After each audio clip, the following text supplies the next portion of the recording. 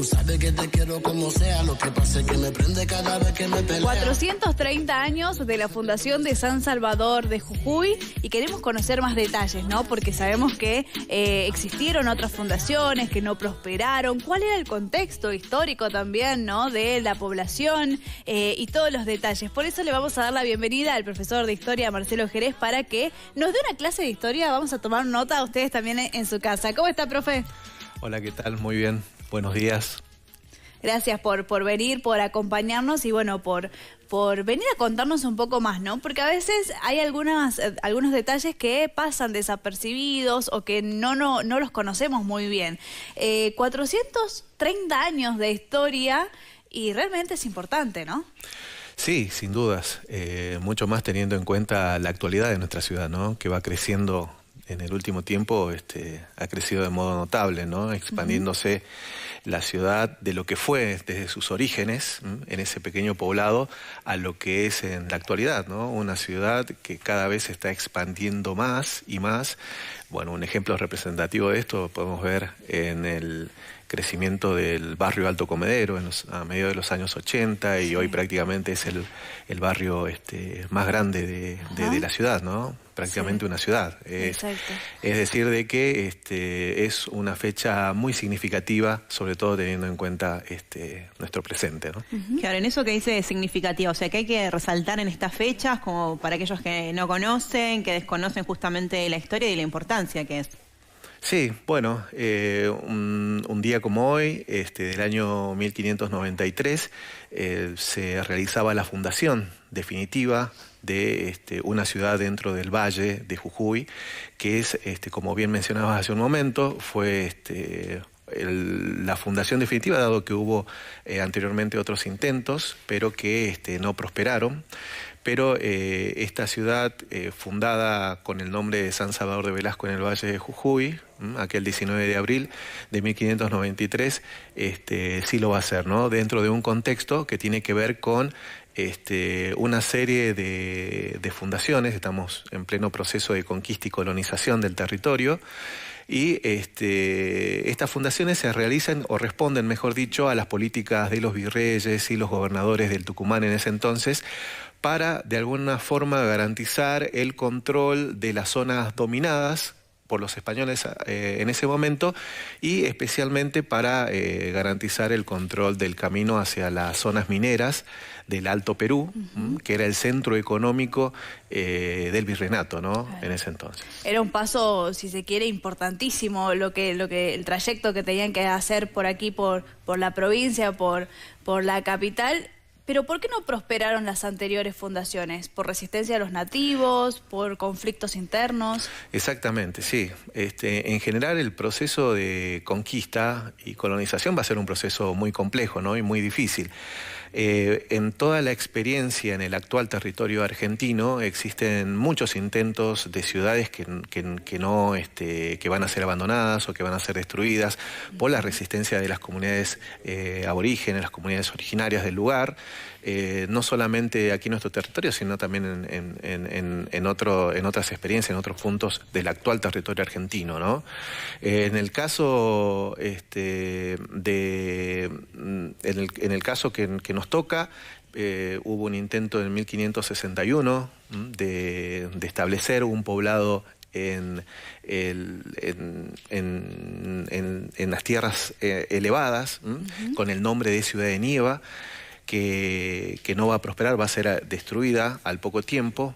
Luego, años después, en 1575, vamos a tener otro intento de fundación en lo que nosotros hoy conocemos como Punta de Diamante, que es la confluencia, ¿no? El lugar donde confluyen los ríos Grande y Sibisibi, que también va a correr la misma suerte, va a ser abandonado al poco tiempo. ¿Y por qué ya la última denominación, digamos, este nombre que ya queda y que ahora nos reconocen y justamente es el que todos ahora lo tenemos en cuenta? Bueno, tiene que ver con la fecha, ¿no? Aquel 19 de abril de 1593, en el año 1593, fue un día lunes, posterior al domingo de Pascua, que tenía que ver con toda una connotación religiosa, que al día siguiente se funde la ciudad bajo justamente el auspicio del patrono, y por eso se lo designa en nombre de la resurrección, del patrono de la ciudad como el Salvador, ¿no? San Salvador, de ahí el nombre que perdura hasta el día de hoy, ¿no? Y bueno, y el patrono también de la ciudad. Claro. ¿Cómo era la población en aquel entonces? Porque bueno, hablábamos de el mando de los virreyes, el tema también del Alto Perú, de las riquezas. ¿Cómo era la población? ¿Había mucha población? Sí, digamos, en términos cuantitativos, digamos que eran poblaciones no muy numerosas al momento de la fundación, ¿no?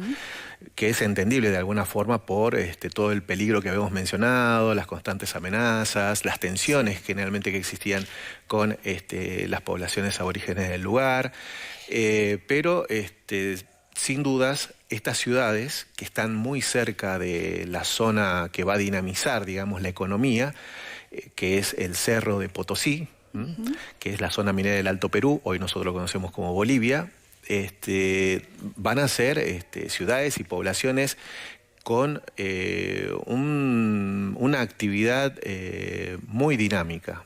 A diferencia de lo que sucede hoy, por ejemplo. Si lo comparamos con lo que sucede hoy en día, nosotros tenemos que lo que dinamiza de alguna forma la economía del actual territorio argentino es la zona pampeana. Claro. Y por ende las ciudades más populosas se encuentran en esa zona. Buenos Aires, Córdoba, Santa Fe, etc. En ese entonces, lo que dinamizaba la economía de la región era la zona minera altoperuana. Es decir, que todas las ciudades que se encontraban alrededor, incluyendo las actuales ciudades del norte argentino, del actual norte argentino, eran muchísimo más pobladas y con mayor actividad que, por ejemplo, las otras ciudades del sur, ¿no? Claro. Siempre resaltamos también los años que tenemos, ¿no?, de historia, teniendo en cuenta también que la conquista vino justamente de arriba, las primeras ciudades o los primeros territorios argentinos conquistados también fueron las provincias del norte y que muchas veces no lo valoramos, ¿no?, nosotros los jujeños. Sí, digamos que las ciudades del norte tienen un riquísimo pasado, empezando por las ciudades del actual noroeste argentino, lo podríamos decir así, ¿no?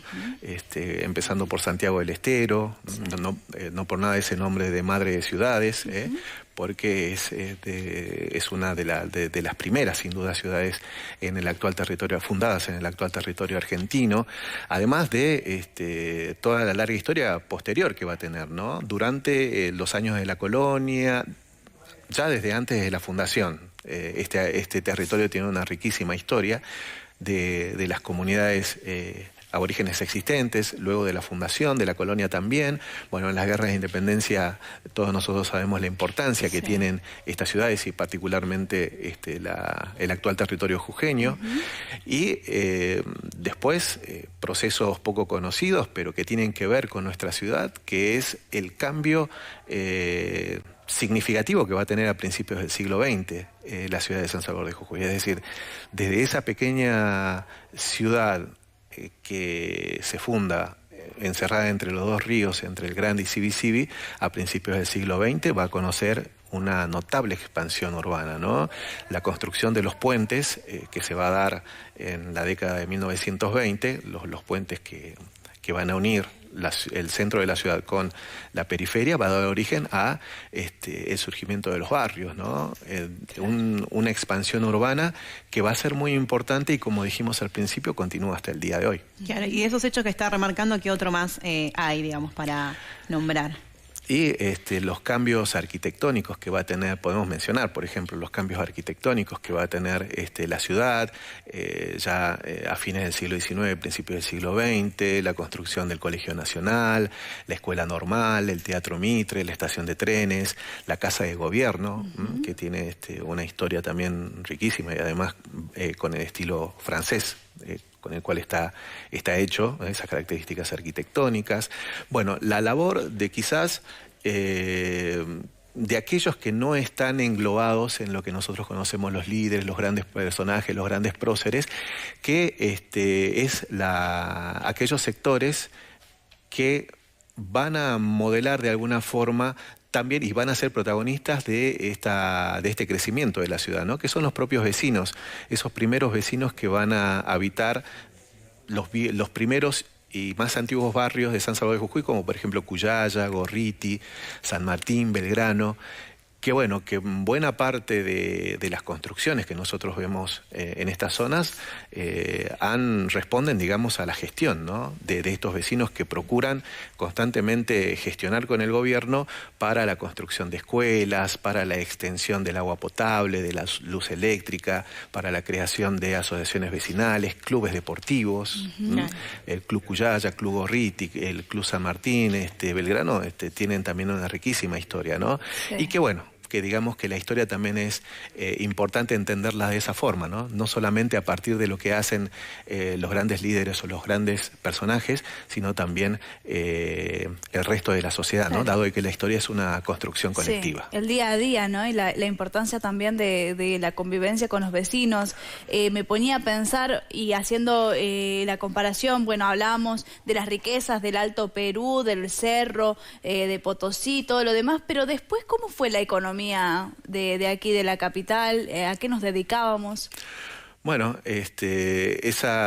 luego cuando ya estamos en la etapa, digamos, pasamos la etapa de la colonia, la etapa independentista, ingresamos a la etapa republicana, en donde nuestra provincia, digamos, va a empezar progresivamente a orientar su economía hacia ese modelo agroexportador instalado en nuestro país desde sus inicios a fines del siglo XIX. De alguna forma, igual en ciertas zonas de la provincia, manteniendo, ¿no?, ese circuito comercial con el sur de Bolivia, esa zona minera. Bueno, la ciudad de La Quiaca es un ejemplo de ello, que desde sus orígenes, a fines del principio del siglo XX, 1907, cuando se crea la ciudad de La Quiaca, aún sigue manteniendo fuertes contactos, no solamente culturales, comerciales, bueno, hasta el día de hoy, ¿no? Claro. Fuertes lazos culturales, comerciales con el sur de Bolivia. Y también se añade a esto una economía orientada a este modelo agroexportador. Un ejemplo característico va a ser el de la producción azucarera. En la zona de San Pedro, Ledesma, que de alguna forma este tipo de producción va a buscar articularse a ese modelo agroexportador que se había instalado en la Argentina. Claro, hablaba, bueno, de las 3 fundaciones, ¿por qué justamente la última es la que no termina erradicando y se termina afianzando para que sea justamente la fundación? Y bueno, mucho tiene que ver también la actuación, ¿no?, de quienes participaron en esta empresa, que es de alguna forma buscar los modos ante las experiencias previas que servían de alguna forma de enseñanza, buscar las formas de desarticular esas amenazas constantes, ¿no?, de algunas comunidades que intentaban amenazar, digamos, ese asentamiento, que lo hacen. Francisco de Argañarás, con un grupo también de seguidores, logra desarticular esta amenaza en Purmamarca, apresando a los líderes, a Viltipoco y a Teluí, y de alguna forma acabando con la amenaza de destrucción de la ciudad. Y bueno, pero sin embargo las tensiones continúan, ¿no? Okay. Es un trabajo, digamos, que la supervivencia de la ciudad fue un proceso muy complejo, lleno de avances y retrocesos en estas negociaciones y tensiones, ¿no?, con las comunidades aborígenes. Claro, y es lo que siempre resaltamos. En realidad ya había población en todo el territorio, ¿no?, de lo que hoy es Argentina. Sabemos y hemos conocido también las distintas campañas que se han realizado justamente para que perduren, si se quiere, las organizaciones oficiales o la fuerza oficial, pero había ciudadanos, había habitantes y bueno, también esa conjunción, ¿no?, que tuvo que existir en muchas ocasiones reprimiendo o con el exterminio de pueblos, pero bueno, para que quede lo que hoy conocemos, pero hay que poner en la balanza las dos partes, ¿no? Sí, digamos que nuestra historia está muy llena de esto, ¿no?, de estas tensiones, negociaciones, y por supuesto también una especie, donde se conjuga también, donde hay una cierta amalgama entre no solamente la convivencia de los pueblos, sino también la conjunción de culturas, ¿no? Digamos que somos el producto de esta conjunción que a lo largo del tiempo se ha ido conformando de distintas culturas. La cultura originaria con la cultura derivada de la hispanidad y también de las poblaciones afroamericanas que también existían a lo largo del actual territorio argentino. Exactamente. Le agradecemos, profe, la verdad, la visita, esta clase de historia que hemos tenido. Sí, que muchos dicen, se celebra, se conmemora, se aprende en estas fechas. Sí, todo eso me parece, ¿sí? Yo creo que todavía hay mucho todavía por aprender, quizás también enfocándonos más en la población, que es algo poco explorado, qué habrá significado para los primeros habitantes, ¿no? Claro. Para aquellas también comunidades originarias que comenzaron a residir en la ciudad, qué habrá significado para ellos la ciudad. Es decir, nuevamente, pensar en una historia, además de la historia de aquellos líderes, pensar también en una historia colectiva. Creo que hace mucho más comprensible también y mucho más interesante nuestro pasado. Sí, exactamente. No solamente tener ahí al prócer o al fundador que vino, listo, puso una piedrita y ya está. No, hay todo un trasfondo, ¿no? Y un contexto que es importante. Tal cual. Y es también conocernos también a nosotros mismos, ¿no? Así que me parece, en ese sentido, esa perspectiva es también interesante, muy interesante la historia. 430 años de la fundación de San Salvador de Jujuy. Tuvimos la visita del profesor de historia Marcelo Jerez, que nos comentó, nos contó, nos sacó las dudas. Esperamos que también del otro lado lo hayan disfrutado. Gracias, profe. Gracias a ustedes por la invitación y bueno, que tengan una linda mañana. Ahí estaba. Y nosotros... Vamos a hacer una pausa. ¿Nota vos? Sí, tomé nota, sobre todo de hechos que desconocía. Y ha quedado muchísimo igual en el tintero para ir y repasar. Y creo que esta fecha justamente es un poco para entrar de lleno, para conocer más de nuestra historia. Y hablamos de esta cantidad de años, ¿no? 430 años quiere decir muchísimo. ¿Hacemos una pausa? Dale, ya venimos.